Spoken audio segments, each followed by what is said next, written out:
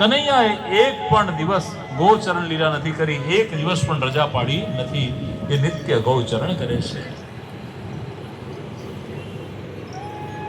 સૂર્યાસ્ત થવાયો આવીને ફરી પાછા ઘરે ફરે ત્યારે બધી વ્રજાંગનાઓ, બધી ગોપીજનો પ્રભુના દર્શન માટે બહાર ઊભી રહેતી અને ગાયોના ચાલવાથી ગાયોની ધૂળની ડમરી ઉડતી અને ડમરી પ્રભુના શ્રીઅંગ ઉપર લાગતી, પ્રભુના ગાલ ઉપર, ઓષ્ઠ ઉપર લાગતી અને એના ઉપર સૂર્યનો આછો પ્રકાશ પડતો ત્યારે ભગવાનનું વર્ણ તમાલ વર્ણ સૂર્યથી પીળા પિતાંબર જેવું ચમકીલું દેખાતું. પ્રભુના શ્રીઅંગ ઉપર એમની વાંકડિયા વાળની એક લટ ગાલ ઉપર જાણે કોઈ નૃત્ય ન કરતું હોય એમ આગળ આવતી હતી અને પ્રભુ હાથમાં લાકડી, ખભે કાંબળી કાળા રંગની અને માં યશોદાજીએ આપેલું ભાથું લઈ ગોચરણ કરવા જતા અને ગોચરણ કરીને પાછા આવતા. અને જ્યાં પ્રભુ નંદાલયમાં આવ્યા અને સોનાનો રથ જોયો, દોડતા નંદાલયમાં ગયા કે બાબા બાબા કોણ આયા હે, કોણ આયા હે? અક્રૂર કાકા આવ્યા છે. અક્રૂર કાકા ગઈ અને કાકાને ભેટી ગયા છે. અક્રૂર કાકાને કૃષ્ણના પહેલીવાર દર્શન થયા. અક્રૂર કાકા બહુ રાજી થયા. અક્રૂર કાકા, તમે મથુરામાં રહો છો, આ મથુરા કેવું શહેર છે, મથુરાના રાજમાર્ગ કેવા છે, મથુરાના મહેલ કેવા છે, આ બધું મને કહો ને. હું એક પણ વખત મથુરા નથી આવ્યો. અરે કનૈયા, તને મથુરા લઈ જવા માટે જ આવ્યો છું.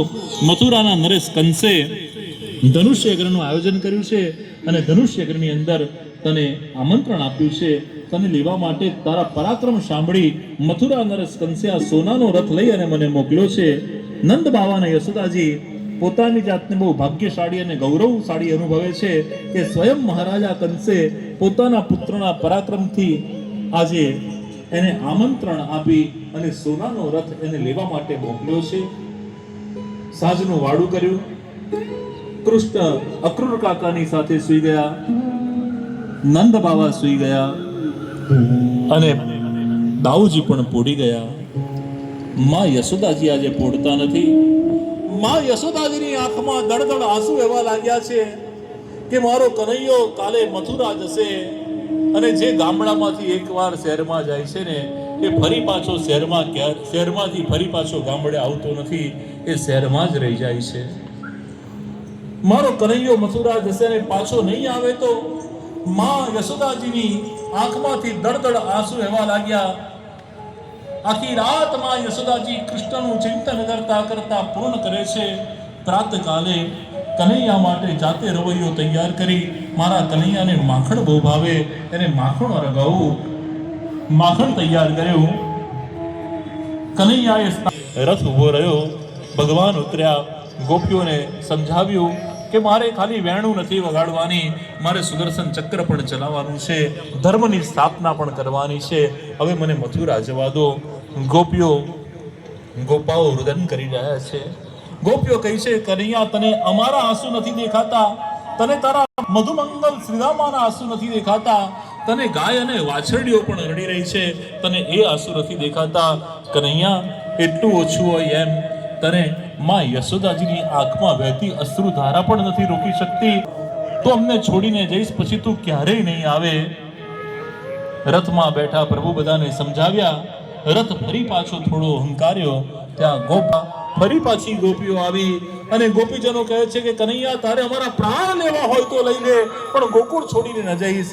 અને કનૈયા, તને યશોદાજીની અશ્રુધારાની સાથે સાથે રાધાની અશ્રુધારા પણ નથી દેખાતી. દોટ મૂકી છે.